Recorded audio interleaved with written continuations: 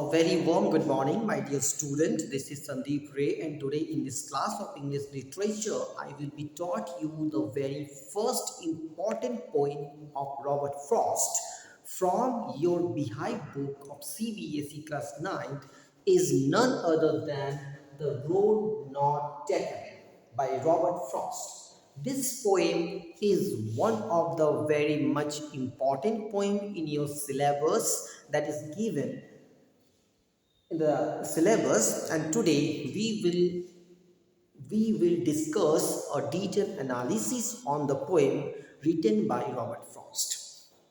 But first of all, one thing I would like to share with you is that uh, Robert Frost uh, was an American poet.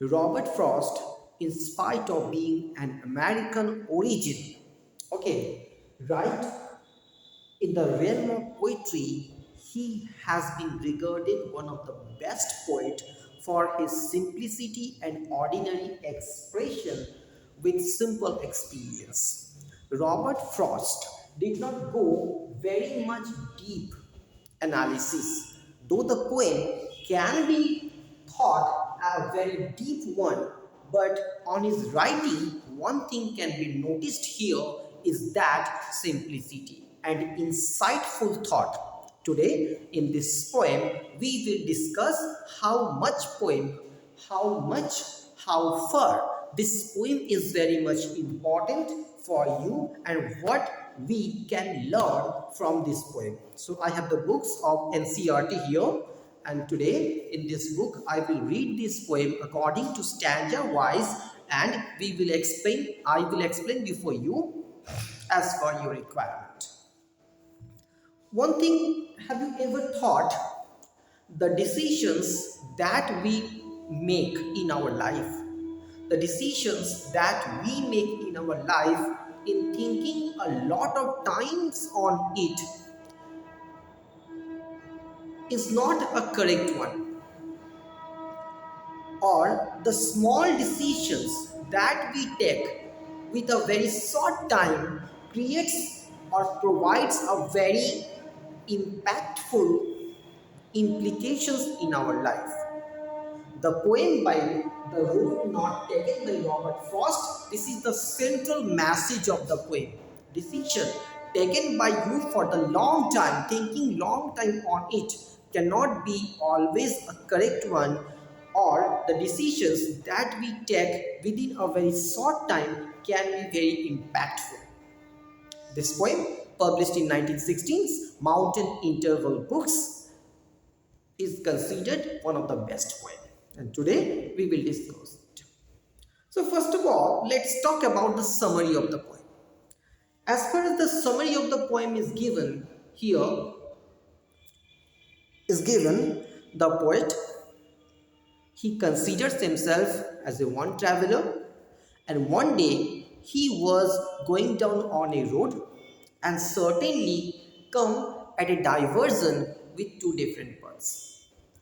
But as he is the one traveler, so he shall have to take only one path at the same time. So the poet was very much confused.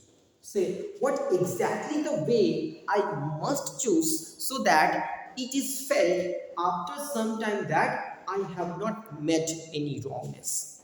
I have not met any wrong decision on walking it.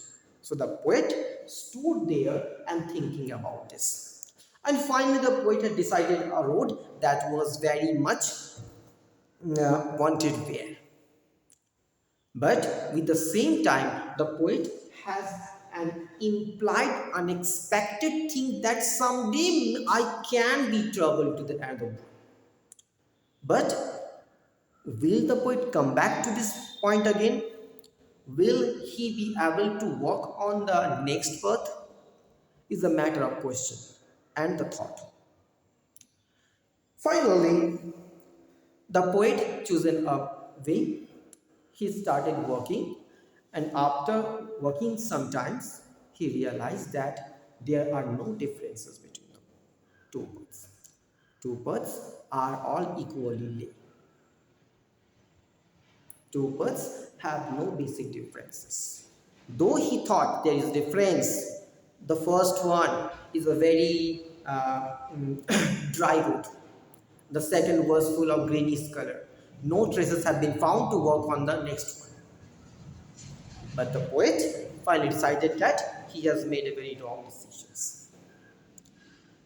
And the final stanza that also shows us the greatness of the poet with insightful thoughts, with for the general reader who will thought when the readers will read the poem of Robert Frost, they will decide what exactly the decision can be in there for their life. So today, with this summary, we will start the poem and I will explain you stanza wise with rhyming scheme and poetic device also. Two roads diverged in a yellow wood. Once the poet was walking down on a road and he came to a diversion with two different roads. And this is yellow wood because this is the season of autumn, leaves were dried enough. But there is a special applications of this yellow woods. It implies the life. It implies the life that is not very much productive. Sorry, I could not travel both. So being a one traveler, being a single traveler, it is not possible for me to walk with the same time two different roads. And be one traveler, long I stood and looked down one as far as I could. So before taking decisions, the poet kept standing there and he was looking at the road as far as he could see. And what did he see there? He saw it bent to the undergrowth. After going a long distance, the road vanished somewhere in the trees, in the plants. First stanza, special words are yellow wood and undergrowth full of plants. Okay, and the rhyming scheme, as far as rhyming scheme is concerned, we can tell that the poem follows a particular rhyming scheme, that is AB would. I'm writing here for your understanding.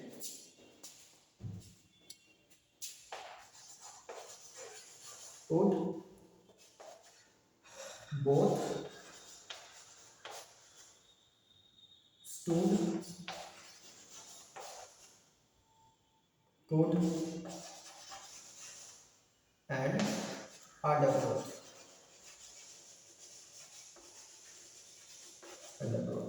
So would stood, they goes with AA, would, should, could. Both could. Would, stood, both could. Both undergrowth. Acha. Both undergrowth. B, A, B, and both undergrowth. B, A, B. This is followed. B. So B. This rhyming pattern has been followed here. As far as poetic device is concerned, the second, third, and fourth line of the poem. Second, third, and fourth line, and sorry, I could not travel both, and be one traveler, long I stood and looked down one as far as I could. All the sentence, three sentence in the first stanza. Second, third, and fourth start with and this is an example of anaphora. What is anaphora? Now you must understand anaphora, repetition of the words or phrases. Repetition of the same words or phrases or poetic lines. Starts with the same word. Is called anaphora. You also got here anaphora. Anaphora, second, third, and fourth stanza. Is we have got anaphora. Now come to the second stanza. Then took the other, just as fair. Now, the poet Robert Frost has taken the decision to work on the wit. He took the other way, just as fair, because it was clear enough. According to the poet decisions, there was no basic differences between the road, except and having perhaps the better claim. So whatever decision took by the poet was the correct one, because it was grassy and wanted wear. Grassy, and there was no traces of walking before the poet. That's why the poet decided to work on the way that was full much grassy and wanted wear. Though, as for that, the person there had all them really about the same. But the poet, the decisions taken by the poet was the poet will understand later on that the way that I have chosen, there is no basic differences between them. Has already the on, has already the dried road. And both that morning equally lay in leaves, no step had trodden black.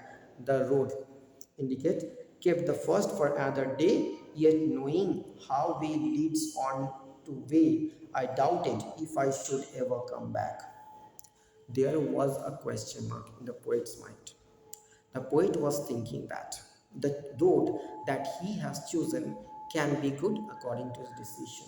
With the same time, the poet was thinking that will it be possible for me to come back if it is understood me that the road that I chosen will not be a good enough, because there will not be a second chance.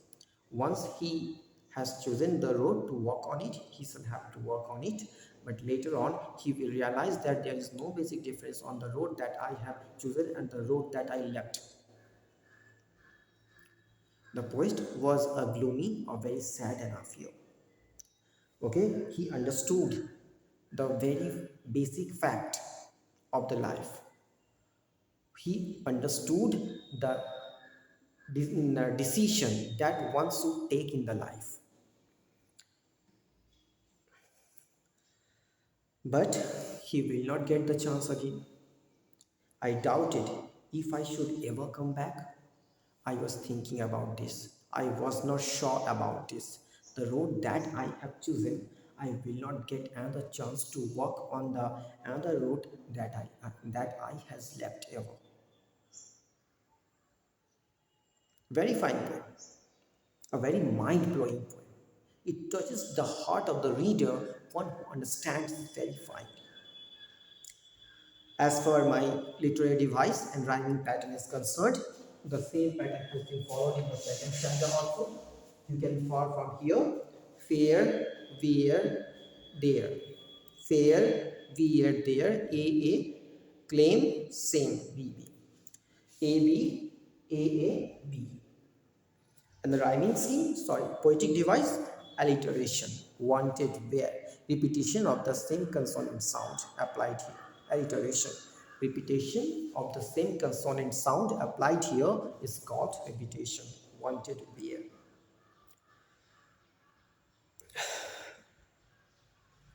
Okay.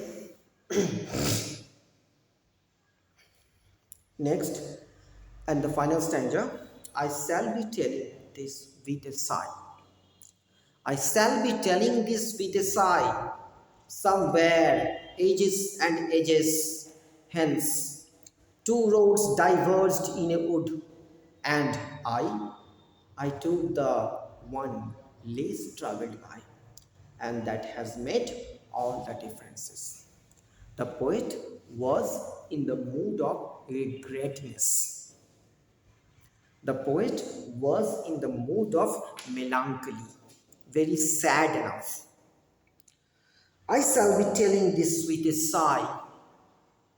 So, when the reader would read my poem one day, they will understand through this poem what exactly I wanted to tell them. What? somewhere ages and ages, time immemorial, whenever the reader would read my poem, even at this moment also. Two roads diverged in a wood.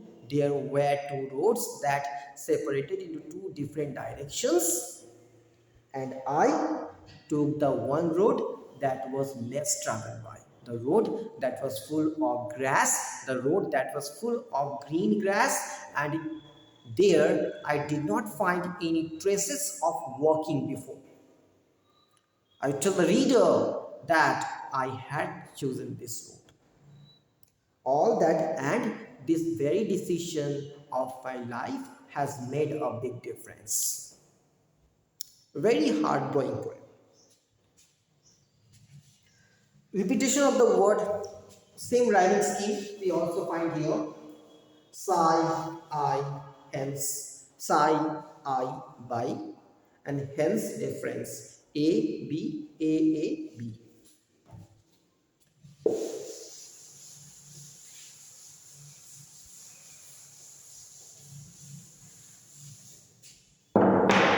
And there is also the repetition,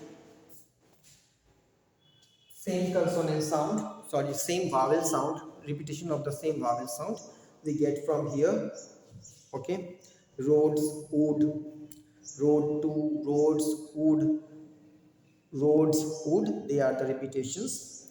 Okay, and I have also told you about this wanted where the alliterations, and aphora in the very first stanza has been used here, and that's the poem. I hope, my dear student, you have understood this poem. If you have any questions, I will definitely explain you to the line, according to the line, with best examples. Thank you very much. Till now, stay happy.